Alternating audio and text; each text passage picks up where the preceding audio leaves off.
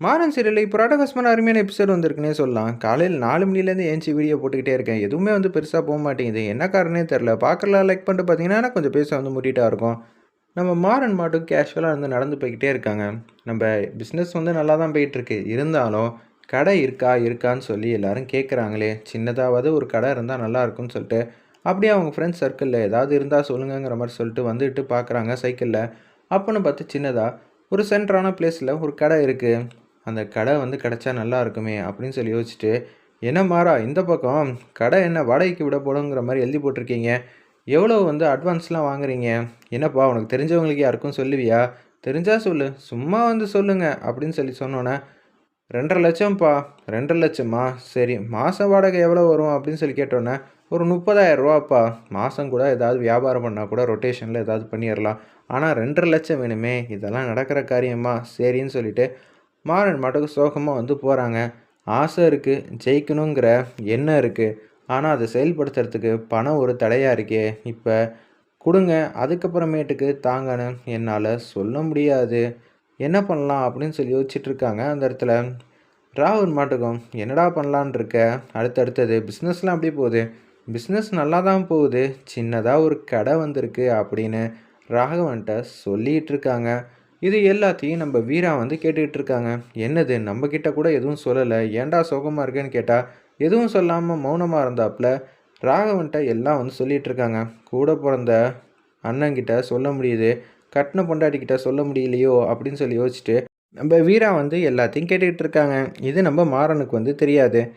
கடை வந்திருக்குடா சின்னதா, ஒரு 150 ஸ்கொயர் ஃபீட்டில். போதுமேடா, கபோர்டு கிபோர்டு அடிச்சுட்டு ஃபுல்லாக ஜாமான் ஏற்றி வச்சா ஜம்முன்னு ஆகிடுமே. ஜாமானை விட்றா, அப்புறமேட்டு பார்த்துக்கலாம். அதுக்கே வந்து 1,00,000 கிட்ட செலவாகும். இருப்பினும் என் கையில் காசாக இருக்குது, அட்வான்ஸ் கொடுக்கவே வழி இல்லை. எவ்வளோடா கேட்குறாங்க? ஒரு 2,50,000, மற்றது எல்லாம் சேர்த்து ஒரு 4,00,000 இருந்தால் ஆரம்பிச்சிடலாம்.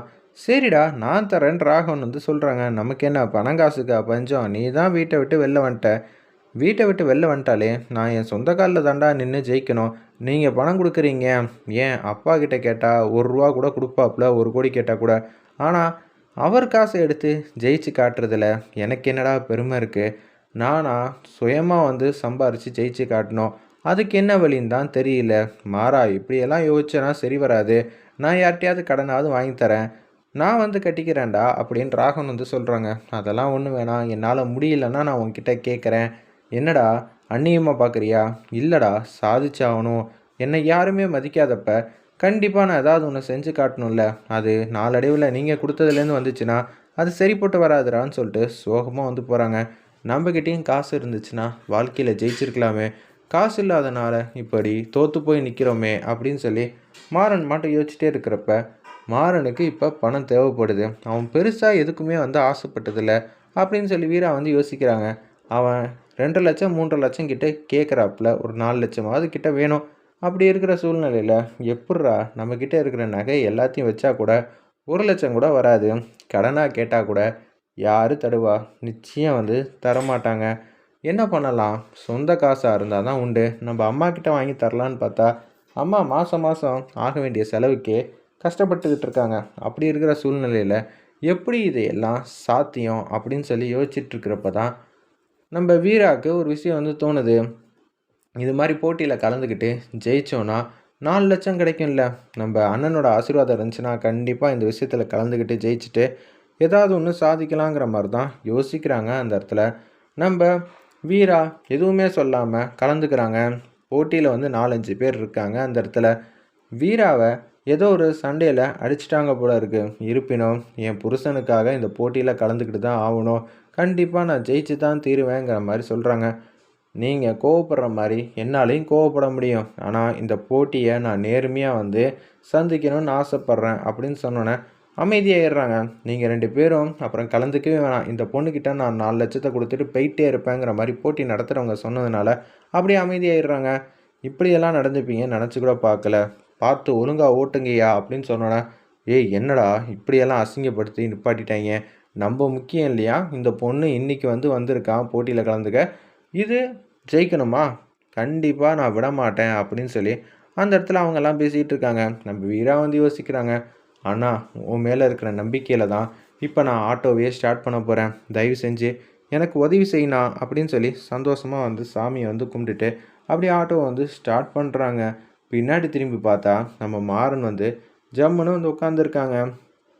வீரா எங்கே போனா அப்படின்னு சொல்லி ஃப்ளாஷ்பேக் சீனில் வந்து காட்டுறாங்க. வீராவுக்கு வந்து ஒரே ஒரு சந்தேகமாக போச்சு, எப்படா அந்த பணத்தெல்லாம் வந்து மீட்டெடுத்து கொடுக்கறது.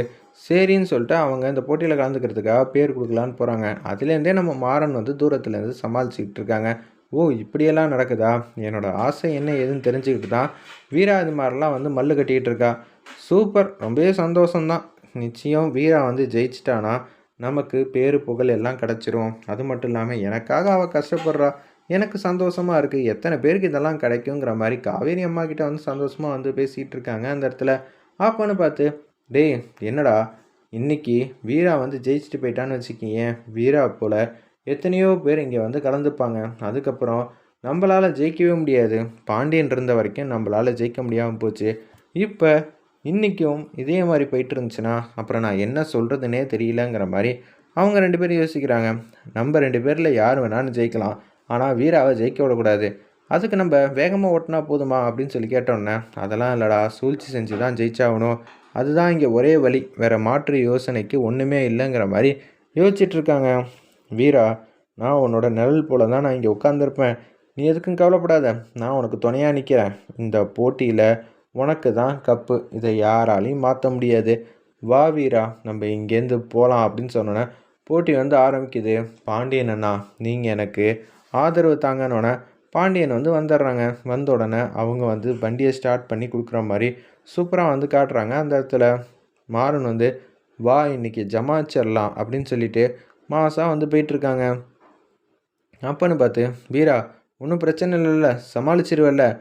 நான் சமாளிச்சிருவேன்ப்பா, எந்த விதமான கவலையும் இல்லை, பார்த்துக்கலான்னு சொல்லிட்டு ஜம்முன்னு வந்து ஓட்டிகிட்டு இருக்காங்க. நம்ம வீரா வந்து மாறன் பேச்சு கேட்டுட்டு லெஃப்ட் ரைட்டுன்னு மாற்றி மாற்றி ஓட்டிகிட்டு இருக்காங்க.